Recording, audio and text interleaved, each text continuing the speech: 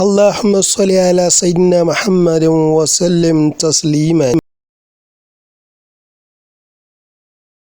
يا معشر الإسلام جئت مع الخبر أخبار شيخ العالمين بلا فخر مما سمعت وما وجدت وما قرأت من الكتاب بلا زيادة أفتقر أيقنت أن الشيخ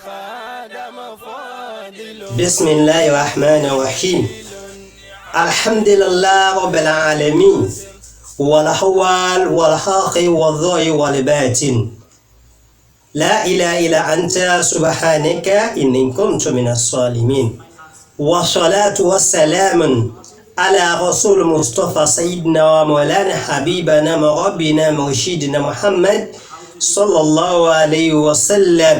طيب القلوب ودواها مدينة العلم صلى الله عليه وسلم. اللهم صل على سيدنا محمد وعلى آله وصحبه وسلم تسليما. Ọlọ́run akí Ọlọ́run ọba àná ọba òní ọba tọ́lání ọba ọjọ́ gbogbo ọba tó ṣe wípé òun ló dá òun ló dé mi ọba tó ṣe wípé ká máa yìn ká máa ṣẹ̀yìn fún ó di danfẹ́mi àti ẹ ká máa yìn ká sì máa sọpẹ́ fún lórí kíni lórí ìjẹ̀mí wa ti ń ṣe lórí bíbẹ̀ láyé wa ti ń ṣe lórí gbogbo ń tá a nídìí tí ń ṣe fún wa táwọn pé àwọn ò ní ń tà fún tayọ ká máa dúpẹ́ fún àní ń tà fún tayọ ká máa sìn kò sì sí níbi ẹ̀sìn tá à ń sìn yìí ẹ̀sìn tá à ń sìn Ọlọ́run ọba yìí kò ṣe ń tà ń sìn níbẹ̀ tó tayọ yìí pé ká máa ṣe kíni o ká máa yin Ọlọ́run ọba ká máa gbé ògo fún Ọlọ́run ọba. Atọ́wọ̀ kí atọ́wọ̀ gẹ̀fà ànábì wa Muhammad ànábì wo ni ànábì tó ṣe yí pé Ọlọ́run torí rẹ̀ dáyé torí rẹ̀ dọ́run ànábì tó ṣe yí pé òun náà lọ́lọ́run ránṣẹ́ mi àti ẹ kó wá tọ́ wa sọ́nà kó wá fọ̀nà mà wá ànábì yìí náà ni dókítà ọkàn wa òní dókítà ara wa òní dókítà gbèsè ayé wa solution sí problem ayé wa solution sí ọ̀rọ̀ ayé wa ànábì yìí náà ni sallallahu alayhi wa sallam taslima. Ìkí Ọlọ́run Ọlọ́run àánú Ọlọ́run kó máa bá ànábì náà lọ gbére sallallahu alayhi wa sallam tasliman. Akíra wa ní kíkí ọlá kíkí àlùbáríkà kíkí wo kíkí tó ṣe yí pé a máa kí wa nínú àlìjánà yí pé assalamu alaykum wa rahmatullahi ta'ala wa barakatuh. Èmi náà ni o Muhammadu Tawfiq Shuaib Ọ̀pọ̀ọlá Habibur Rasul látinú mídíà Ainul Haqi Al-Muhammadiyya, the voice of Dawah and Islamic research. Látinú ilé kéwú àlùbáríkà ní Madinatul Rasul ilé ẹ̀kọ́ àgbà ní ilé ìlú ànábì wa Muhammad sallallahu alayhi wa sallam èyí tá a tún mú wá fúnra wa èyí tá a tún fẹ́ fi dá a lẹ́kọ̀ọ́. Tá a bá rí ẹni tí ó ṣẹ̀ join Islam àbí tẹni tó ṣẹ̀ṣẹ̀ àbí ẹni tí ṣẹ̀ṣẹ̀ ń gbẹ́jú sínú Islam àbẹ́ni tí òye rẹ̀ ṣẹ̀ padà pé ọ̀nà ní Islam mo sì fẹ́ sìn àbẹ́ni tó rí aláìsí pé ẹ̀sìn tán bí òun sìn ẹ̀sìn gidi ni òun ti wá fẹ́ múra sí ó náwọn àbéèrè kan tí ò bá máa béèrè àbó náwọn àbéèrè kan tá a rò pé yóò máa béèrè kí ni àwọn àbéèrè náà. Ó lè máa béèrè ipe iṣẹ́ kí ni àwọn àmà àbáwọn nǹkan kan tó yẹ kí n mọ̀ nípa Islam tó yẹ kí n kọ́kọ́ ṣe kí ni àwọn first step tó yẹ kí n kọ́kọ́ gbé bó ní mádíkàlù mi ibo ní gbà wọlé tí Islam tí ó fi rọrùn gẹ́gẹ́ bá a ṣe mọ̀ yí pé a máa sọ pé al-Islam dinu yusra ẹ̀sìn ọ̀run ní Islam religion of peace ẹ̀sìn àlàáfíà ní Islam kìí ṣe ẹ̀sìn kólekóle kìí ṣe ẹ̀sìn gbàwọ́ gòdù kí wọ́n lẹ kó máa béèrè. Bẹ́ẹ̀ ni ó náwọn nǹkan mẹ́ta kan tí ò bá kọ́ béèrè tẹ́pẹ́ ànábì wa Muhammad ló sì ṣàlàyé rẹ̀ fún wa òun ni the first priority fẹ́ni tó bá fẹ́ ṣẹ̀sìn tó ti fẹ́ ṣe Islam gẹ́gẹ́ bá a sì mọ̀ pé Islam ẹ̀sìn rọrùn ni. Àkọ́kọ́ ó yẹ kó béèrè nípa tí wọ́n ń pè ní al-Islam. Bó bá mọ tí ń jẹ́ Islam yìí tẹ́ yóò tún upgrade, yóò tún béèrè pé kí náà jẹ́ al-Iman. Bẹ́ẹ̀ sì ni tó bá tún kú mẹ́ yóò upgrade sí al-Ihsan. Kí ni jẹ́ al-Islam? Ó ní ẹ̀sìn àlàáfíà, ẹ̀sìn àlùbáríkà. Kí ni jẹ́ al-Iman? Òun ni ìgbàgbọ́, the faith. Al-Ihsan, good deeds, the good deeds, our charity. Nǹkan tó dáa ẹgbẹ́ mẹ́tẹ̀ẹ̀ta ọ̀nì ní Islam wí pé àlàáfíà bá ṣe ṣẹ̀sìn Ọlọ́run pẹ̀lú ìgbàgbọ́ wa pẹ̀lú ẹ̀sìn tá à ń ṣe gẹ́gẹ́ bí inú ẹ̀kọ́ kan tá a dá wa níjó ní nínú ọ̀rọ̀ tí ọ̀jọ̀gbọ́n kan sọ bàbá wa Mọ̀lánà Sheikh Ibrahim Niyass al-Khawlaki nínú tírà àwọn kan. Wọ́n ní ad-dinu bila taqwa. Ìgbà tí wọ́n ń ka àwọn ọ̀rọ̀ táwọn sàábé tí wọ́n ń kọ́ wa, ó ní ad-dinu bila taqwa.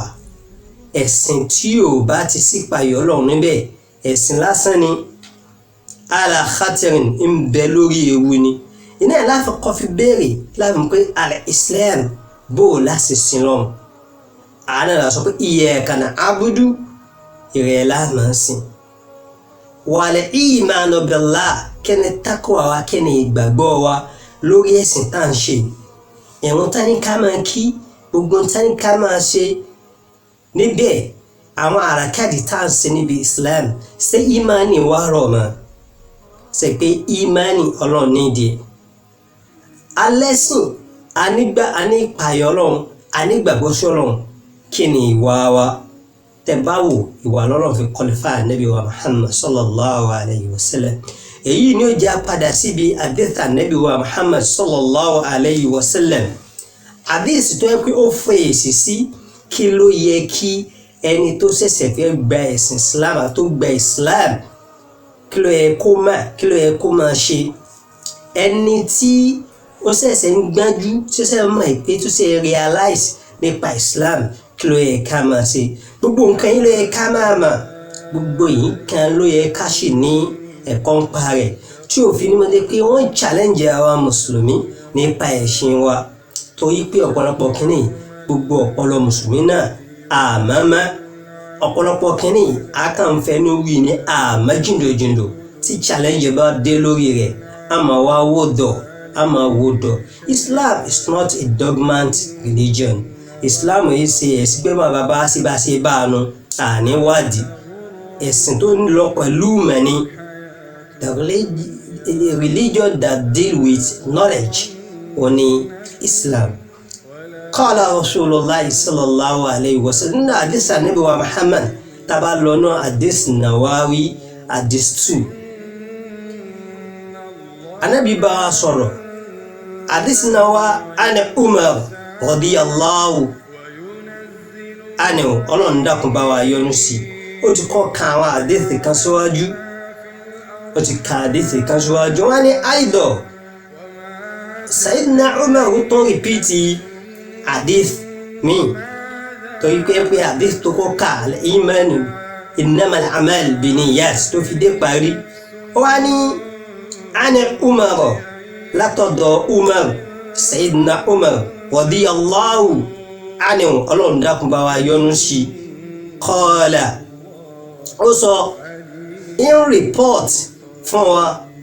ó ní baynama nahnu julus inda Rasulullahi sallallahu alayhi wa sallam. Níjọ́ kan jókòó sọ́dọ̀ Ànábì wa Muhammad sallallahu alayhi wa sallam. À ń bá Ànábì ìnajú, à ń gbọ́ ìsítí lọ́dọ̀ Ànábì, à ń kẹ́kọ̀ọ́, àwa ń lè kéwú tá à ń kẹ́kọ̀ọ́, àwa ní sùkúl tí ń dá wa lẹ́kọ̀ọ́ náwọn àmú olówó iyebíye.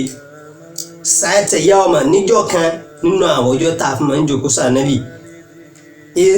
Istala alayna rajulun shadidun bayadu siyaba shadid. Arákùnrin yìí kẹsà dédé yọ sí wa ni. Istala alayna ó sàdédé yọ sí wa ká jáde wá. Rajulun arákùnrin ni àgbàlagbà ni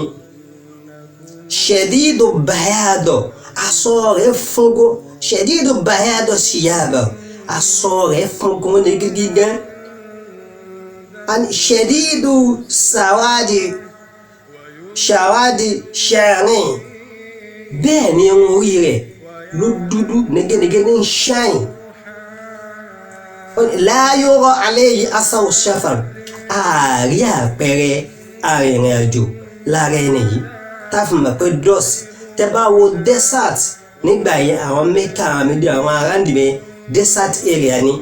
tó bá ti travel tó ní díẹ̀ ẹ pé wọ́n rìn ni wọ́n gẹ̀ẹ́sìn ni dust yóò bò wọ́n dàrú wọn wá rí àpẹẹrẹ yìí pé ẹni yìí ń bọ̀ láti kẹ̀kẹ́ aṣọ rẹ̀ ló fún ní gíní tí ò sí a single dust lára aṣọ náà bẹ́ẹ̀ sì ni orí rẹ̀ irun orí rẹ̀ dúdú tó sharp tó dúdú négénégé tí ò sí any dust lórí ibi irun arákùnrin yìí náà wàlá wọn ni láàyò alẹ́ yìí afárò sáfàrì ààrí sáìnì traveller lára rẹ̀ àpẹẹrẹ arìnrìn àjò ipe ẹni iṣẹ́ ń travel bọ̀ ni ó wà láti ibì kan ni ó rìnrìn mẹ́lì báyìí ní ààrí lára rẹ̀ wàlá yàrífù minna aden anybody ò sí rí anybody ò tiẹ̀ mọ́ kò tiẹ̀ jọdún pé bóyá mo tiẹ̀ mọ́ bìkà bí kíní kan ni hatta jalasa ila nabiyyi sallallahu alayhi wa sallam títí tó fi jòkó sọ́dọ̀ ànábì wa Muhammad fasnada ọkọ̀bátì ilẹ̀ ọkọ̀bátì títí ó wá mú eékún rẹ̀ ó lọ fi kẹ́kọ̀ọ́ ànábì wa Muhammad gbogbo àwọn Sayyidina Ali gbogbo ọ̀sẹ̀ náà ti ń dìde pé kí ló yẹ fà yẹn náà ṣùgbọ́n ànábì ẹlẹ́kọ̀ọ́ ni ó ní ẹ farabalẹ̀ Islam is a religion of peace kì í ṣèjà ẹ̀já máa wo tó fẹ́ ṣe. wàwàdọ́ a kàfẹ́ yìí ala fàṣẹ́hì gẹ́gẹ́ bẹ́ẹ̀ ó tún mú ọwọ́ rẹ̀ méjèèjì ó tún fi lé èjìká ànábì wa Muhammad sallallahu alayhi wa sallam wa qala ya Muhammad ó bá ní rẹ̀ Muhammad gbogbo wọn wà bọ̀lọ́ tí mo àmọ́rí akhbirni anil Islam fún mi ní ìró kọ́ mi lẹ́kọ̀ọ́ ṣàlàyé fún mi what is meaning of Islam what is Islam kí là ń pè ní Islam النبي محمد صلى الله فقال رسول الله صلى الله عليه وسلم la nabi òjíṣẹ́ Ọlọ́run kí Ọlọ́run dáhùn kó máa bá nabi wa Muhammad sallallahu alayhi wa sallam ó sọ pé al-Islam níta ń pè ní Islam an tashhada an la ilaha illallah ká máa jẹ́rìí pé ká nígbàgbọ́ wípé kò sí nǹkankan àfi Ọlọ́run ọba ẹyọ ọ̀kan ni wa anna Muhammada rasulullah kásìmọ̀ pé ànábì wa Muhammad òjíṣẹ́ Ọlọ́run ni tí wọ́n ń pè ní Islam ni àkọ́kọ́ ni ká nígbàgbọ́ ká wà testify nínú ẹ̀mí wa pé Ọlọ́run ò pé méjì the any confusion kájọ yẹn wà nínú ẹ̀mí wa pé o Ọlọ́run ọba tá ń sọ yìí o ẹyọ ọ̀kan ni sallallahu alayhi wa sallam wa anna Muhammada rasulullah kásìmọ̀ pé ànábì wa Muhammad òjíṣẹ́ ni èyí sọlọ́run kì í sọlọ́run mẹ́ta kì í sọlọ́run mẹ́rin gbogbo mìíràn tá ànábì bá ṣe òjíṣẹ́ náà sì ni gbogbo gbígbàdúrà tí ń bẹ fún ànábì òjíṣẹ́ náà sì ni gbogbo ohun ìyanu tí ànábì bá ṣe òjíṣẹ́ náà ni gbogbo mùjísà tọ́lọ̀ ń bùn ànábì wa Muhammad tó ṣe tálùbáríkà rẹ̀ ṣe gbà kan níwájú Ọlọ́run tó ṣe tọrọ tẹ́bí kò sí dáadáa téèyàn lè fi ṣe oníkèé sọlọ́run òjíṣẹ́ Ọlọ́run ni ànábì wa Muhammad sallallahu wa tuqima as-salata kama jẹ́ni tí ó máa gbé wọn dó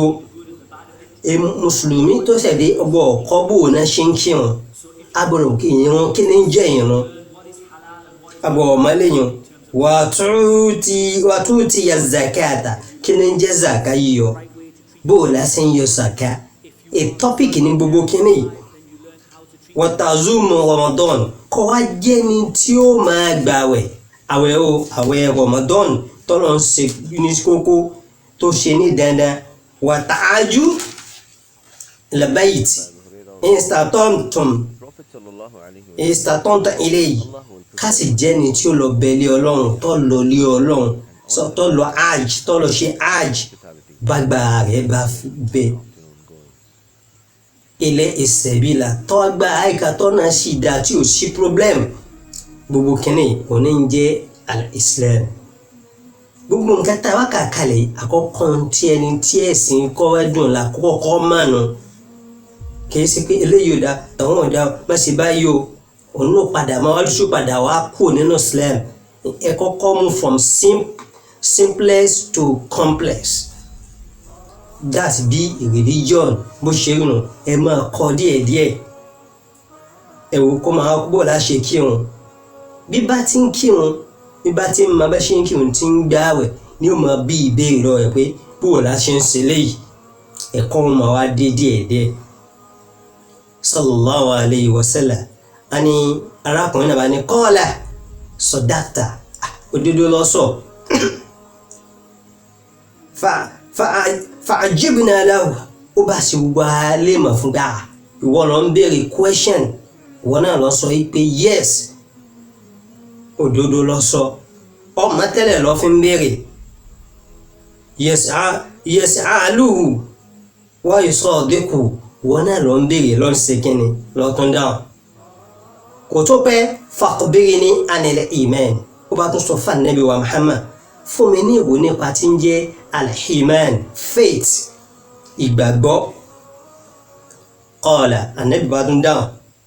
an tu'minu billahi dákun jẹ́ ẹni tí ó nígbàgbọ́ sọ́lọ̀ to have faith with God wa malaikati kó sì gbà pé àwọn màláíkà ọlọ́run kó nígbàgbọ́ nù wọn pé ọlọ́run náà àwọn màláíkà rẹ̀ a ní Israfilu Asrahilu Minkail Jibril Atidu Rakib bẹ́ẹ̀ bẹ́ẹ̀ náà àwọn màláíkà tí ọlọ́run bá gbé kalẹ̀ ká nígbàgbọ́ pé màláíkà ń bẹ ọlọ́run a máa rán àwọn màláíkà rẹ̀ ní iṣẹ́ sáwọn ẹ̀dá rẹ̀ wa kutubi ká nígbàgbọ́ nù tírà ọlọ́run ìgbà tá a wà Al-Qur'an agbọ́dọ̀ nígbàgbọ́ nínú rẹ̀ pẹ̀lú ògbó ọlọ́ọjọ́ kan wà tá a tírètì pé kíni jẹ́ Al-Qur'an a particular topic ni torí pé àìmọ̀ kíni ní jẹ́ ọ̀pọ̀lọpọ̀ ká máa believe pé ordinary ìwé ni Allah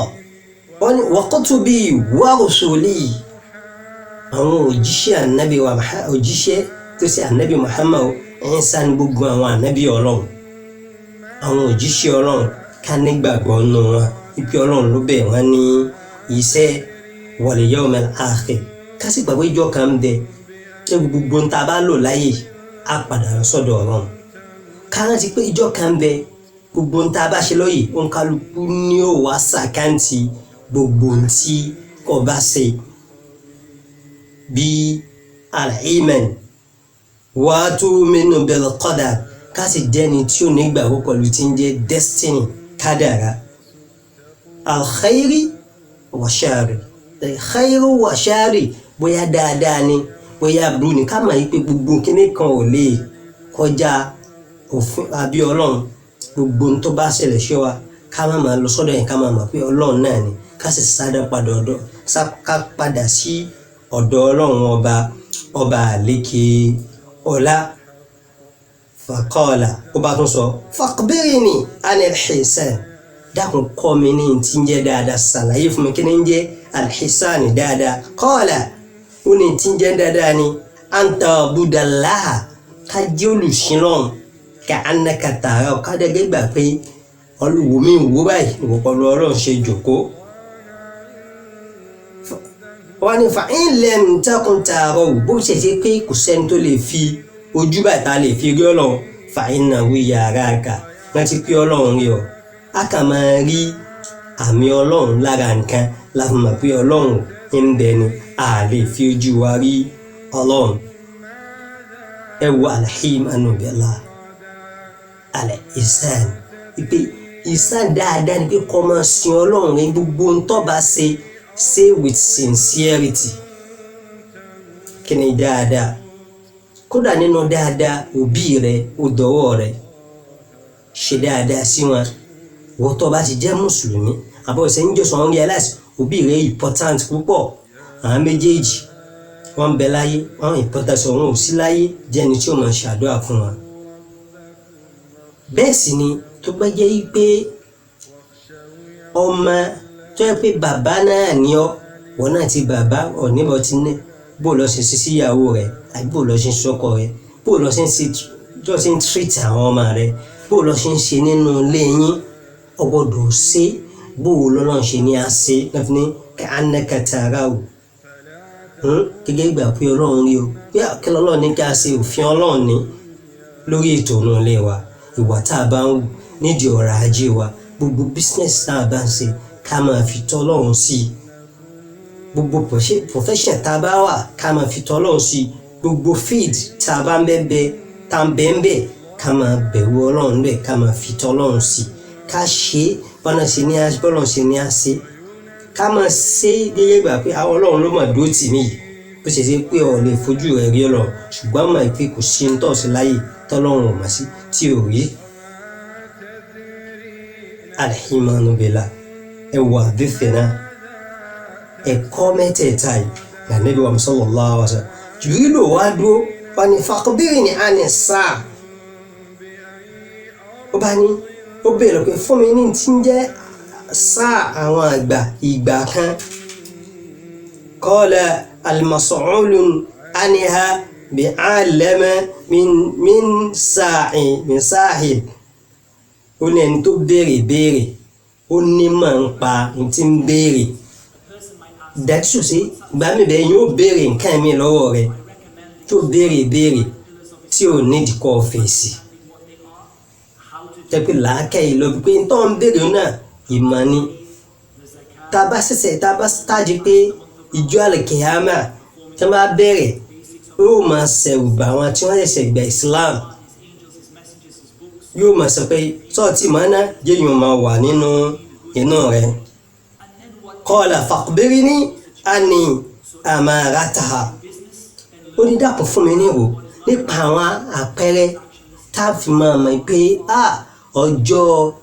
àlùkìyámà yìí ìgbà yìí ń tún súnmọ́ sallallahu alayhi wa sallam faqala anabi ní antalidẹ̀lẹ̀ amatun rọ̀bàtà nígbà tí àwọn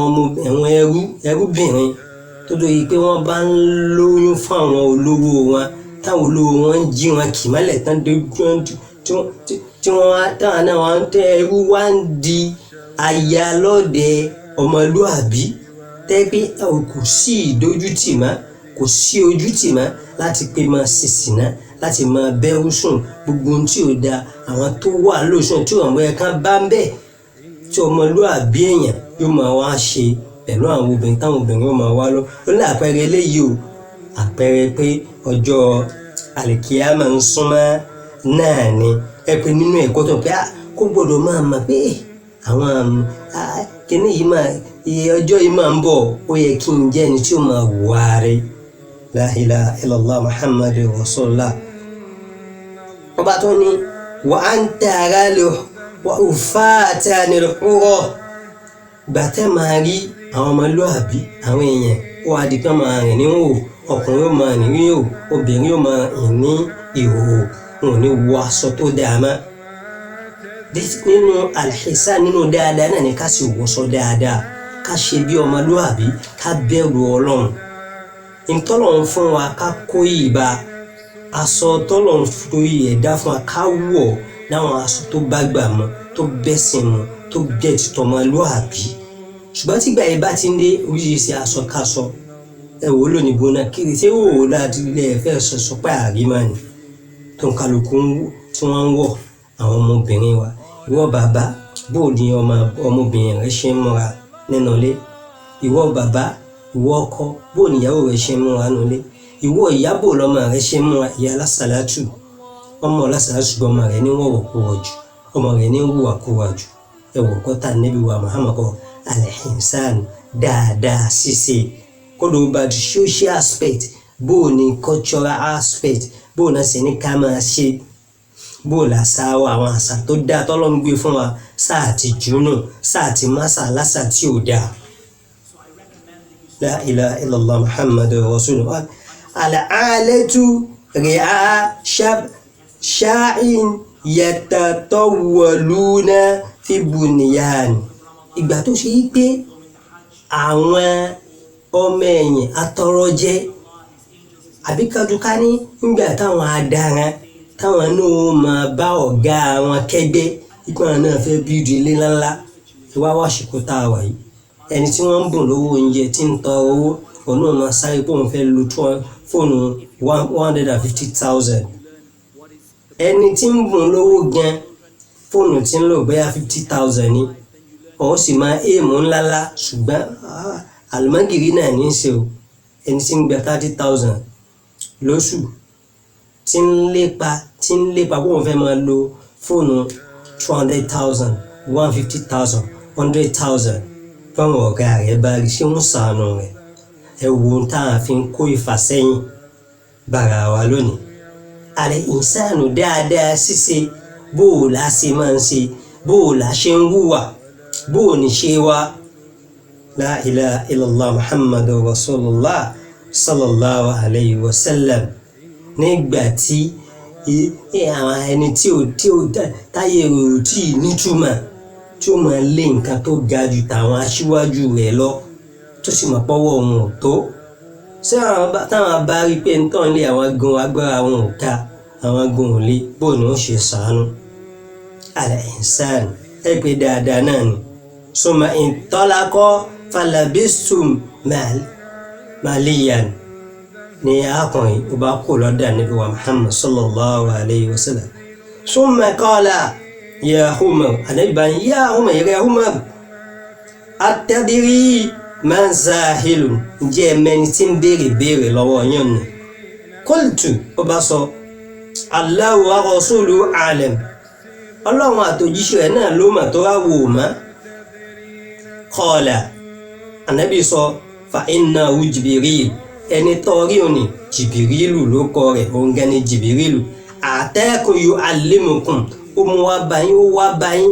yu'allimukum láti kọ́ yín dinukum ẹ̀sìn yín. Ayé pé nǹkan mẹ́tẹ̀ẹ̀ta yìí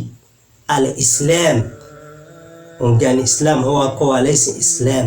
Ẹni tó fẹ́ ṣe Islam ẹni tó ti rí aláìsàn àkọ́kọ́ mọ̀ dáa rẹ̀ láàmú nípa òun wà kàkẹ́kọ́ wá kẹ́ni jẹ́ Islam.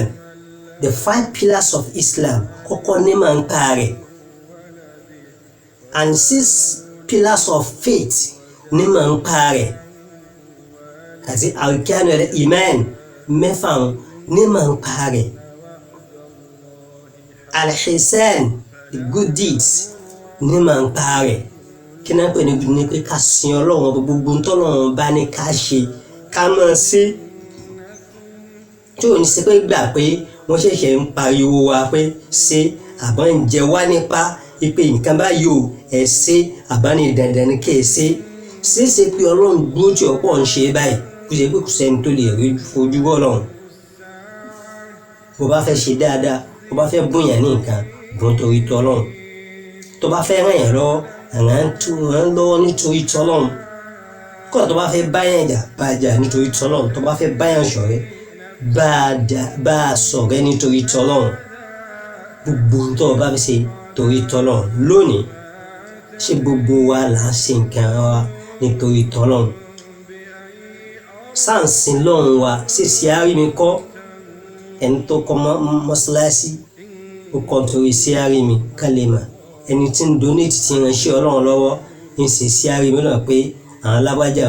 tí ó máa pariwo òun ni. Tó bá rẹ́ni tí ò ní pariwo àbí tí ò ní rí glory kan látara rẹ̀ kò ní ràn lọ́wọ́. Ọlọ́run ò sì wá lẹ́yìn ntọ́ bá ṣe ńlọ gbà. La ilaha illallah muhammadur rasulullah pé atakum yu'allimukum dinukum ó wá kọ́ yín nípa ẹ̀sìn yín ni. Rawahu Muslim ló gba àdéhìí náà wá. Ẹ̀yí pé ànábì wa Muhammad sallallahu alaihi gbogbo nǹkan kẹ̀kẹ́lẹ̀ arkanul Islam ibẹ̀ ni ọ̀nà ń bẹ. Ibo ló wà ní kò ṣe ọ̀nà Islam. Ibo ló ti wá jọ àgbélẹ̀rọ. Jìbìrìlù gẹ́gẹ́ ló wá bá ànábì wa Muhammad tí lójú àwọn sàábé tí wọ́n ń kọ́ wọn pé o al-imanu billah an tashhadu an la ilaha illallah wa anna muhammadan rasulullah ẹ jẹ́ pé kò sí ẹyọ kan lọ́lọ́ ẹ sì gbà pé ànábì òjíṣẹ́ Ọlọ́run níran wa iqamu salat ẹ máa gbé wọn dúró. Dàtí tó ṣe ìgbà tọ́lọ́run ti fi sàlá tí Ọlọ́run ti rán Jibril sànẹ́bí wa Muhammad ìrun yẹn important ní sì ń bẹ nínú mẹ́sẹ̀gì tí Ọlọ́run ọba tó fi rán ànábì ni ìrun yẹn kìí ṣe àgbélẹ̀rọ nínú ẹ̀sìn. Kí Ọlọ́run dáhùn kó ṣàánú fún wa kó fi wá sínú àwọn tí ó rí Islam wọn ṣe pé kó fi wá sínú àwọn tí ó jẹ́ ìmánì wọn tí ó pé pérépéré kó sì fún wa nínú àwọn tí ó ṣe tí ó bọ́ sí mọ̀kámẹ́lẹ̀ ìsàn tí ó wà tẹ àtẹ́wọ́gbà. Ọlọ́run dá fún wa ní dáadáa ṣe dáadáa tá fi wà ní Jánnà dáadáa tá fi ṣoríire dáadáa tá fi tá fi wà nínú àwọn aqibatu lil muttaqina àwọn ẹni rere tí a fi lẹ́yìn táwọn ọmọ wa náà ṣe fi ṣoríire. wala albarka nabi Muhammad sallallahu alayhi wa sallam wala allahumma salli ala sayyidina Muhammad salatan muhsinat ala sayyidina muhsinin. Allahumma salli ala sayyidina Muhammad wa ala Muhammad kama sallaita ala sayyidina Ibrahim wa ala Ibrahim innaka hamidun majidun. Èmi ọmọ yín náà ni Muhammad Tawfiq Shuaib Habibur Rasul láti inú mídíà ni Ainul Haqi Al-Muhammadiyya, the voice of Dawah and Islamic Research láti lúni Madinatul Rasul. Ọlọ́run kó ṣàánú wa ilqana bil khairi wal rahma wal baraka. Subhana rabbika rabbil izzati amma yasifun wassalam ala al-mursalin walhamdulillah rabbil alamin. Narrated by Abu Hurairah radiyallahu anhu. The Prophet sallallahu alaihi wasallam said, Allah will prepare for him who goes to the mosque morning and in the afternoon an honorable place in paradise with good hospitality for every morning and afternoon goings.